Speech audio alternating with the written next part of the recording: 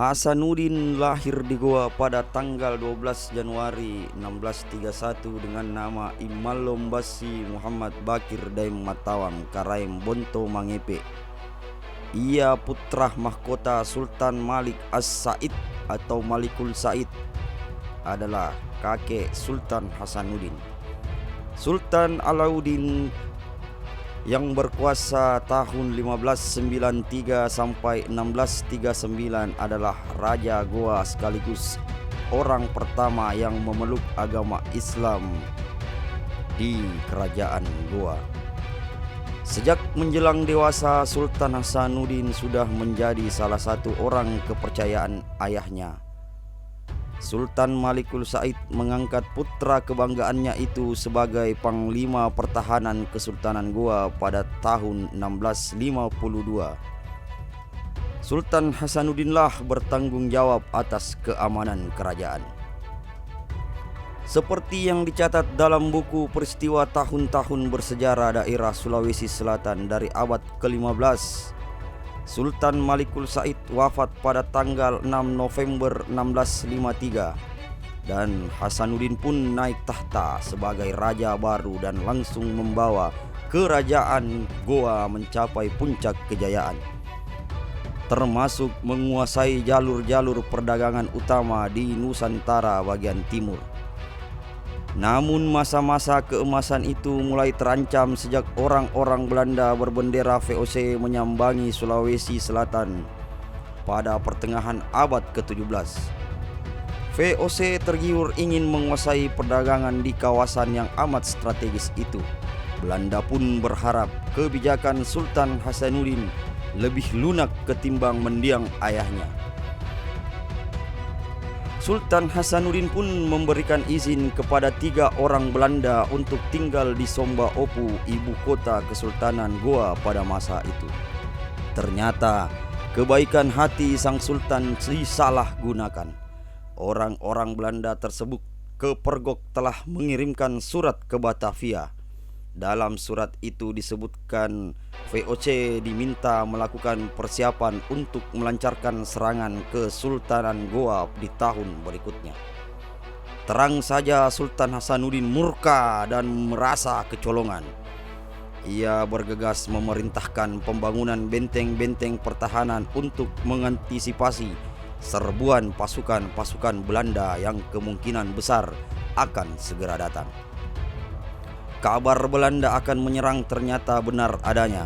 Pada Januari dan Februari 1660, VOC mengirimkan rombongan kapal-kapal tempurnya dari Batavia menuju Ambon di Kepulauan Maluku di bawah pimpinan Johan van Dam dan Johan Treutman.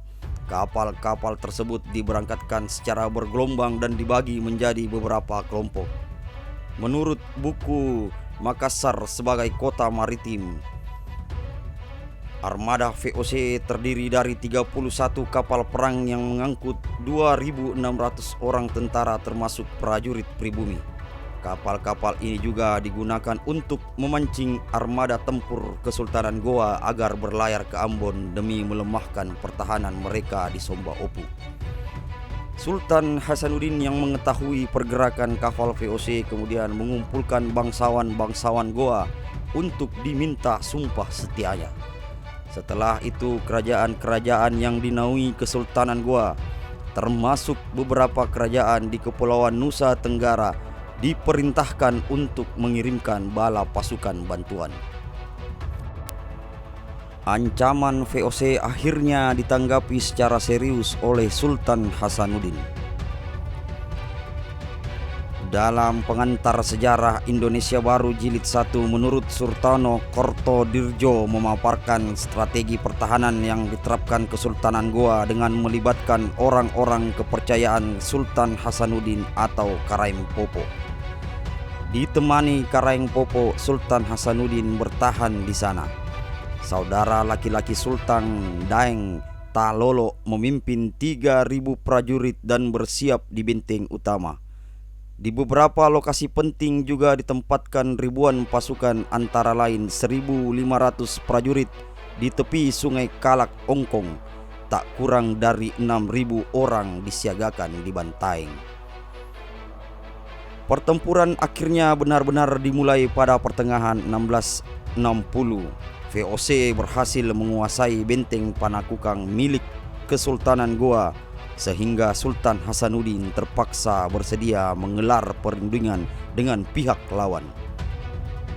Perjanjian itu dilaksanakan 2 kali, yakni 19 Agustus dan 21 Desember 1660.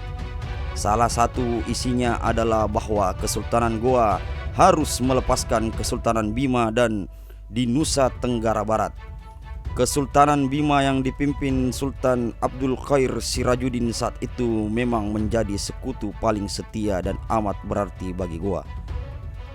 Kendati perjanjian telah diteken, namun Goa dan Bima tetap bersatu.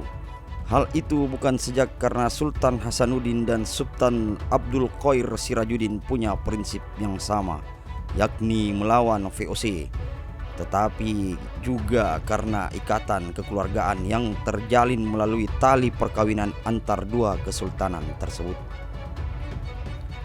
Selain itu, atas pengaruh salah satu penasehat kerajaan bernama Karaeng Karundrung yang memang sangat membenci VOC, Sultan Hasanuddin semakin mantap melanggar perjanjian tersebut karena dianggap sangat merugikan dan merendahkan derajat Kesultanan Goa.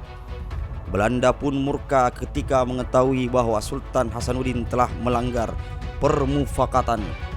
Perang di antara kedua kubu pun kembali meletus selama beberapa tahun.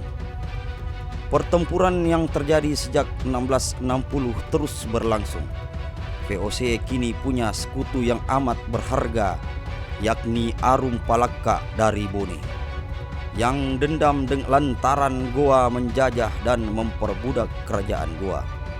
Bahkan disebutkan oleh Palogai Peta Naba dalam sejarah kerajaan Tanah Bode, Arum Palaka dan keluarganya pernah dijadikan pembantu di rumah pejabat tinggi Goa. Setelah berhasil lolos dari Goa, Arum Palaka lantas meminta bantuan VOC ke Batavia. Arum Palaka yang memang terampil dalam bertempur sempat membantu VOC menaklukkan berbagai wilayah. Ia pernah berkolaborasi dengan Cornelis Pilman dan Jonker Jova de Manipa alias Kapiten Jonker. Kemudian pada tahun 1666, pasukan Arum Palaka turut serta dalam armada besar VOC yang dipimpin Cornelis Pilman untuk menyerang Goa. Pertempuran besar pun terjadi dan berlangsung beberapa bulan. Kesultanan Goa terdesak karena dijepit oleh pasukan gabungan lawan. VOC menyerang dari laut sekaligus memblokir jalur perdagangan, sementara urusan darat dikerjakan sepenuhnya dengan sangat baik oleh Arum Palaka. Situasi yang amat tidak menguntungkan ini membuat Sultan Hasanuddin terpaksa menyerah dan bersedia diajak berunding. Perundingan itu dilakukan pada 18 November 1667 dan dikenal dengan nama Perjanjian Bongaya. Setidaknya ada 30 poin penting yang termaktub dalam perundingan itu dan hampir seluruhnya sangat merugikan kerajaan Goa. Namun Sultan Hasanuddin rupanya masih menyimpan kekecewaan lantaran merasa sangat dirugikan atas hasil perundingan Bongaya itu. Goa kembali melawan dan itu berarti Sultan Hasanuddin sudah 2 kali melanggar kesepakatan dengan VOC. Kali ini Belanda tidak ingin lagi memberi ampun dengan mengerahkan seluruh pasukan gabungan termasuk pasukan dari Bone dan Ambon ditambah kedatangan bala bantuan dari Batavia. VOC berhasil menaklukkan benteng-benteng terkuat Kesultanan Goa di Somba Opu pada tanggal 17 Juni 1669. Sultan Hasanuddin menyerah dan terpaksa meletakkan tahta pada tanggal 12 Juni 1670. Tepat setelah kekalahan telak itu, ia meninggal dunia dalam masa yang masih cukup muda, yakni 39 tahun. Sepeninggalan Sultan Hasanuddin, perlawanan VOC memang beberapa kali dilancarkan. Meski dalam skala kecil dan nyaris selalu bisa dipatahkan, namun Kesultanan Goa tidak pernah lagi mencapai kejayaan yang seperti dinikmati pada masa pemerintahan Sultan Hasanuddin.